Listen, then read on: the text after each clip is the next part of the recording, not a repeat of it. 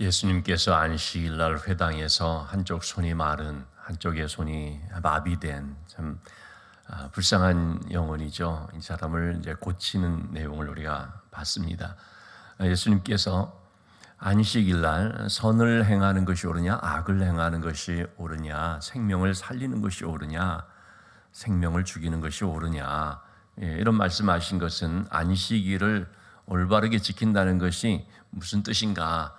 진정 참 하나님께서 기뻐하시는 안식일이라는 것은 어떤 의미가 있는가 하는 것을 말해준 것이죠. 그래서 어제 말씀드린 것처럼 본질이 뭐냐?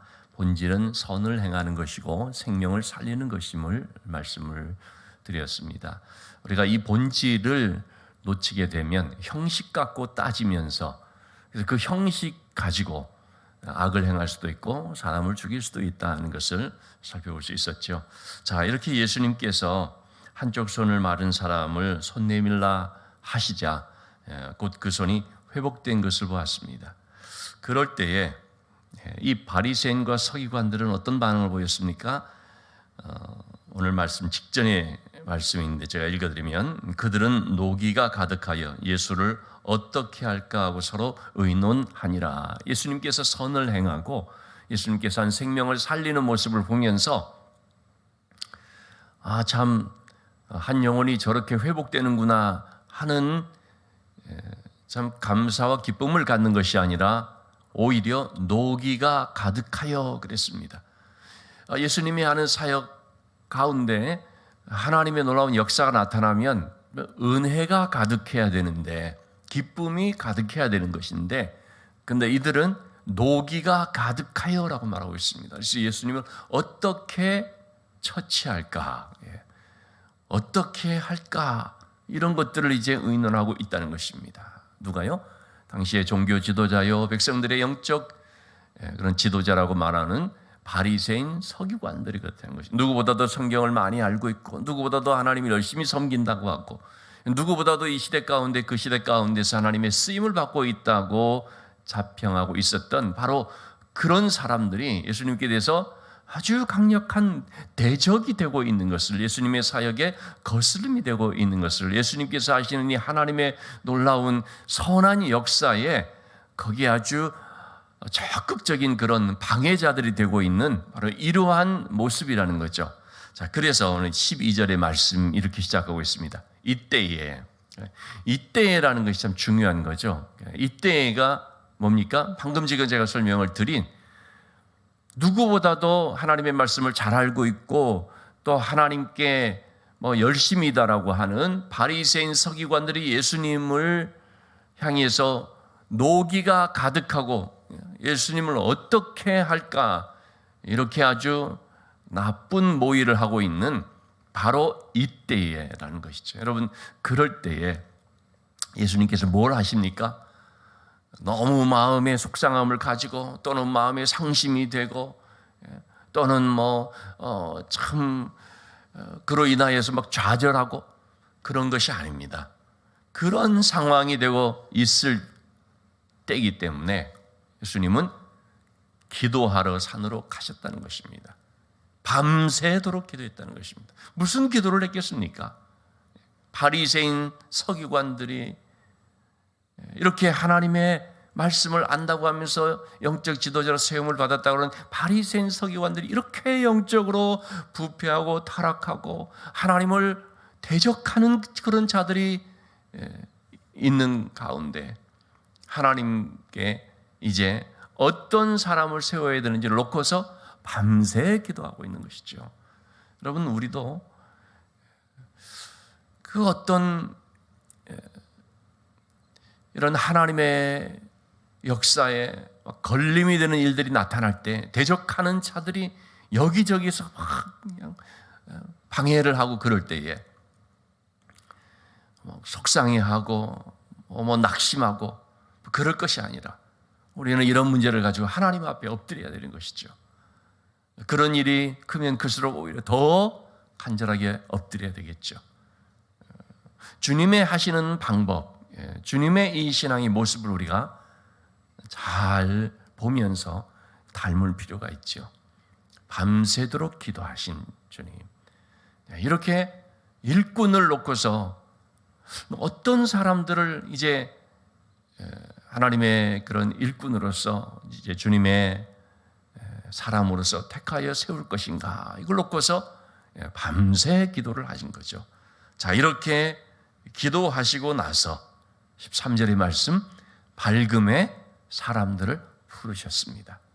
이때까지만 하더라도 예수님을 따르는 제자 그룹이 있어서 많은 사람들이 예수님을 따랐다고 할 수 있겠습니다. 오늘 본문의 말씀을 통해서 우리가 이제 이 무리들과 제자들을 좀 살펴보게 되겠는데요.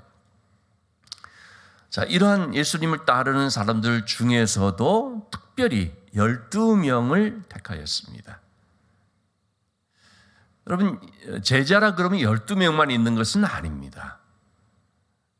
예수님을 정말 열심히 따르고 또 일반 무리들하고 구별되인 참으로 예수님을 사랑하면서 섬기는 그런 사람들이 많이 있었을 것입니다. 그런데 그 중에서도 12명을 특별히 택했다는 거죠. 그리고 이 12명을 일컬어서 뭐라고 했냐면 사도라 칭했습니다. 이 사도라고 하는 말은 보내심을 받았다라는 뜻이 되겠습니다. 심부름을 시키기 위해서 이제 보내신 사람들입니다. 자, 그러니까 부르시고 보내시는 거죠. 하나님께서는 이 땅 가운데서 하나님의 사람들로서 우리들을 부르시죠. 먼저 부르시는 것입니다. 그리고 그 부르신 자들을 함께 있게 하면서 훈련시킨 다음에 다시 보내시는 것이죠. 항상 교회는 이와 같이 부름을 받고 보냄을 받는 공동체라는 사실을 잊지 말아야 됩니다. 부르신 다음에 함께 있게 해서 신앙의 공동체 속에서 교제도 하고 양육도 하고 그런 거죠. 근데 이렇게 부른 그 사람들이 모여져서 그냥 거기에 갇혀져 있어 버리면 어떻게 됩니까? 그 부르심으로만 끝나버리고 그래서 거기에서 나가지를 않고 그냥 갇혀져 있어 버리면 여러분 잘못하면 이것이 고인물이 되어버리죠. 이 고인물이라는 것은 부패하기 쉽다고 하지 않습니까? 고여져 버리는 순간 잘못하면 생명력을 잃어버릴 수가 있습니다. 고여진 순간 우리끼리만이 되어버리죠. 여기가 좋사오니 세상도 뭐 사명도 다 잊어버리고 그냥 우리끼리 심한 말로 하면 영적 엔조이를 하는, 영적으로 그냥 즐기는 그런 것이 되어버리고 맙니다. 그렇기 때문에 이렇게 부름을 받은 사람들은 또 때가 되면 반드시 나가는 것입니다. 그래서 교회는 부름받은 백성들의 공동체인 동시에 보냄을 받은 백성들의 공동체라고 할 수 있습니다. 우리가 생명이 유지되는 것은 호흡이 되기 때문이죠. 호흡이라고 하지 않습니까? 들이마시고 내쉬고입니다. 들이마시기만 해서도 안 되고 내쉬기만 해서도 안 되죠. 내쉬면은요 반드시 들이마시게 된다고 합니다. 내쉰 만큼 힘들이지 않아도요 저절로 채워진다고 합니다. 이것이 바로 호흡이고 생명 현상입니다. 교회는 이러한 호흡이 돼야 됩니다. 들어오고 나가고죠. 우리가 이 새벽에도 이렇게 기도하러 왔지만 그냥 교회 죽치고 마냥 여기서 밥 먹고 지내는 것이 아니지 않습니까? 왔지만 사명을 가지고 다시 세상으로, 가정으로, 직장으로, 사회생활 속으로 나가죠. 거기서 우리는 사도, 보냄을 받은 자로서 하나님의 심부름을 감당을 하는 것입니다. 그래서 예수님의 제자는 또 다른 말로 사도라고 말을 하는 것입니다. 예수님을 대하는 사람들의 자세를 보면 크게 두 가지로 볼 수 있죠. 첫째는 예수님을 대적하는 사람이 있는 것이고 예수님을 따르는 사람이 있겠죠.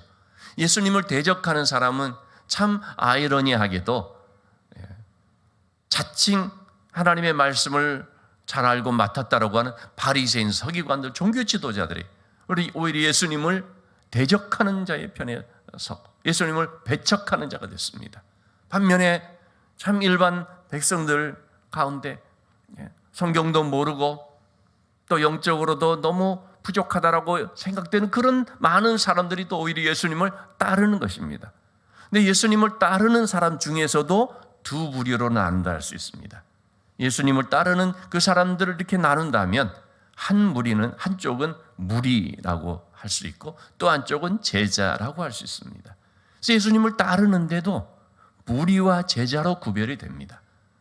예수님을 따르긴 따르지만 자신이 원하는 목적을 얻기 위해서 따르는 경우는 무리가 되죠. 오늘 우리가 누가복음 6장을 보고 있습니다만 요한복음 6장은 그 부분들을 아주 잘 이렇게 설명해 주고 있다고 할 수 있습니다. 보리도 5개, 물고기 2마리, 오병이어의 사건을 통해서 너무나 많은 사람들이 예수님의 그 놀라운 기적 앞에 아주 그냥 열심히 따르는 것을 보게 됩니다. 예수님이 어디로 갔다는 말을 들으면 배 타고 쫓아가서 예수님 언제 여기 왔습니까? 그렇게 아주 열심히 예수님 따르죠. 그러니까 예수님께서 하신 말씀이 뭐였습니까? 너희가 나를 찾는 것은 떡을 먹고 배부른 까닭이다. 예수님을 찾는 이유가 보니까 육신의 양식을 먹을 수 있었기 때문이라는 거죠. 그래서 주님이 하신 말씀이 썩는 양식을 위해서 일하지 말고 생명의 양식을 위해서 일하라 말씀을 하십니다. 예수님을 따르되 이 육신의 양식을 목적으로 해서 따르는 사람이 있고 생명의 양식이 주님께 있기 때문에 따르는 사람이 있는데 육신의 양식, 내가 원하는 목적을 얻기 위해서 따르는 그 사람들은 무리가 되고 인정 생명이 주님께 있어 생명의 양식을 공급받기 위해서 따르는 그 사람들은 제자가 되는 거죠. 그래서 예수님께서 많은 무리들에게 육신의 양식이 아니라 그들이 얻고자 하는 육적인 것이 아니라 하늘로부터 온 만나가 되시는 예수님을 말씀하시면서 영적인 양식에 대한 말씀을 하게 되자, 영적인 말씀을 하게 되자, 그러자 무리들이 어떻게 반응을 나타냅니까? 어렵다, 누가 이런 말 들을 수 있냐, 그러면서 그냥 다 빠져나가 버립니다. 밀물처럼 몰려왔다가 썰물처럼 그냥 싹 빠져나가 버리죠. 그러자 예수님께서 그 남아있는 12제자만 남았거든요. 제자들이 묻죠. 너희도 가려느냐? 그럴 때 요한복음 6장 68절 시몬 베드로가 말하죠. 주여, 영생의 말씀이 주께 있는데 우리가 누구에게로 가리일까? 주는 하나님의 거룩하신 분이신 것을 알았나이다. 믿고 알았나이다. 여기서 바로 무리들과 제자들의 모습이 싹 갈리는 것을 볼 수가 있습니다. 예수님을 따른다고 해서 그들이 전부 다 제자가 아니더라는 거죠. 오히려 상당수는 무리였습니다. 카일 아이들먼 목사님의 책이 팬인가 제자인가, 영어로는 이제 사실 원 제목은 not a fan, 팬이 아니다. 그걸 이제 팬인가 제자인가로 번역했습니다만 그 표현대로 보면은요, 바로 예수님을 따르는 사람은 두 종류, 팬으로 따르는 사람이 있고 제자로 따르는 사람이 있다는 것이죠. 팬은요, 자기가 열광을 하고, 팬은 자기가 좋아서 그러는 것입니다. 자기한테 맞고. 그래서 이 팬이라는 것은 언제나 바뀌어질 수가 있습니다. 내 마음에 안 들면 바뀌어지는 것입니다. 내가 좋아하는 어떤 스타가, 연예인이 내가 그 좋아하는 대로 하지 않으면 그러면 그냥 바꿔버리는 거예요. 그냥 내가 그럼 딴 사람한테로 간다. 팬은 얼마든지, 그러니까 팬은 중심이 자신한테 있는 것입니다. 자기 감정, 자기 좋아하는 거, 자기한테 맞는 거. 제자는 그렇지 않아요. 제자는 주님께 초점이 있습니다. 주님이 하나님의 아들이시기 때문에, 주님께 생명의 양식이 있기 때문에, 주님이 바로 하나님의 거룩하신 자를 믿고 알았으니까 그래서 주님을 따르는 것이죠. 그래서 팬은 즐기는 사람이고요, 제자는 가서 죽는 사람입니다. 왜냐하면 제자는 십자가를 지고 주님을 따르는 자거든요. 무리라고 하는 것은 자기 유익을 위해서 원하는 것을 얻기 위해서 주님을 따르는 것이기 때문에 자기 만족을 목적으로 합니다. 예수님을 따른다고 하지만 마치 팬처럼 무리로서 예수님을 따르게 되면 그것은 바로 자기의 원하는, 그래서 자기 만족인 거죠. 제자는 그 정반대이죠. 제자는 자기 만족이 아닙니다. 오히려 뭡니까? 자기 부인입니다. 예수님은 너희 나를 따르려거든 자기를 부인하고 자기 십자가를 지고 나를 따를 것이라.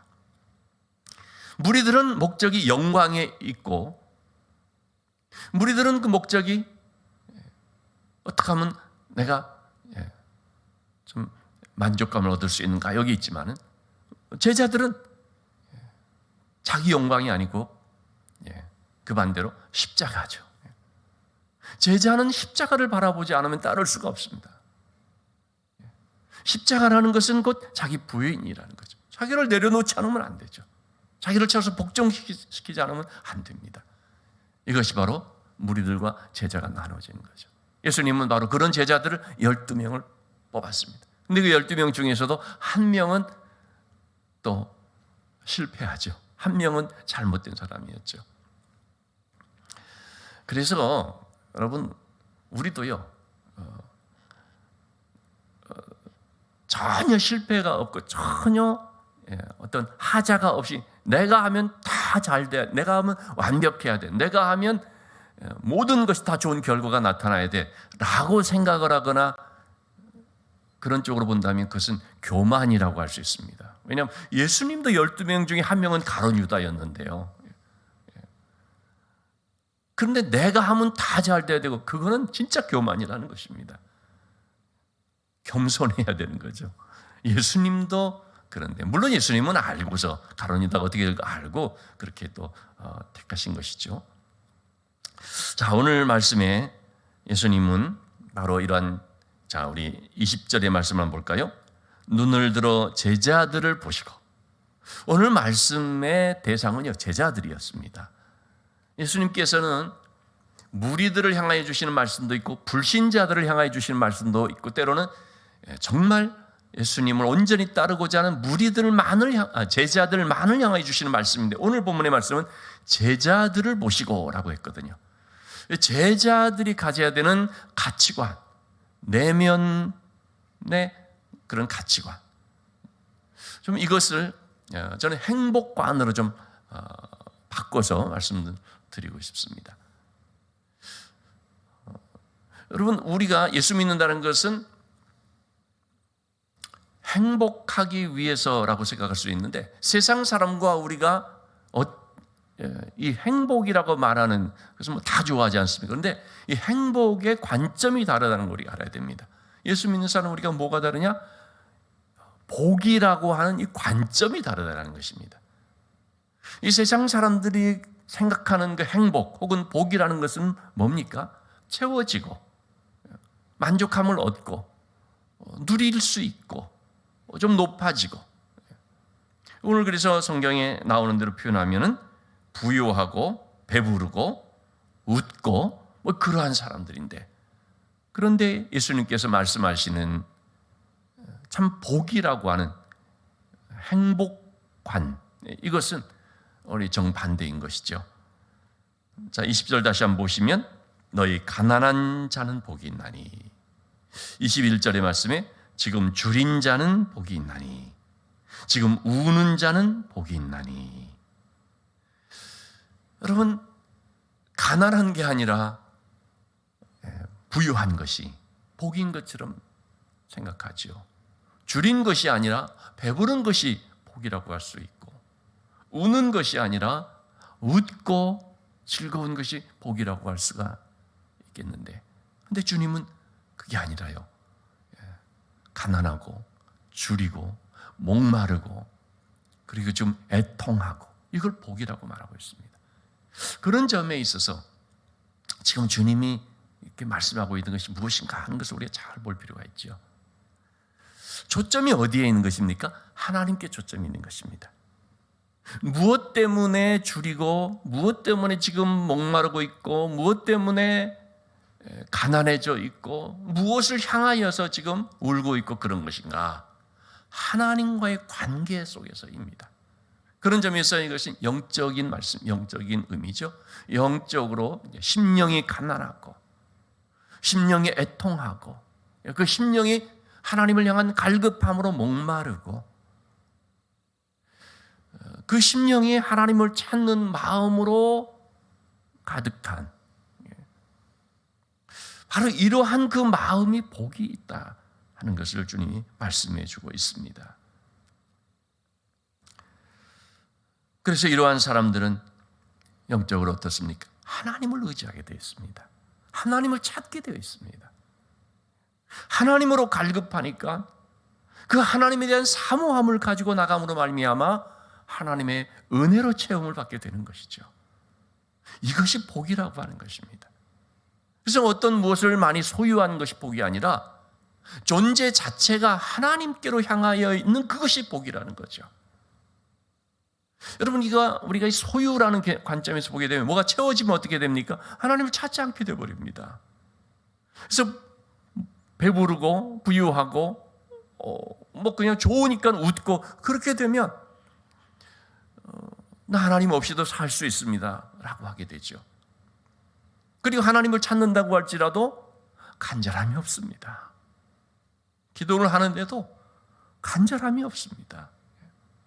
애통함이 없습니다. 진짜 이 갈급함이 없다라는 것입니다. 신앙생활을 할지라도요. 바로 이런 점에서 정도의 차이들이 나타나는 거죠. 똑같은 우리 개개인도 마찬가지입니다. 돌아볼 때 지금 내가 간절할까라고 생각을 한번 해보면서 내가 언제 간절했었지? 이렇게 한번 우리 자신들도 비교해 볼 필요가 있죠. 그때는 내가 정말 간절했었지. 그때는 내 기도가 밤새워서 기도할 것처럼 그 정도로 하나님께 대해 사모함과 갈급함이 있었지. 그런데 그때 어땠나?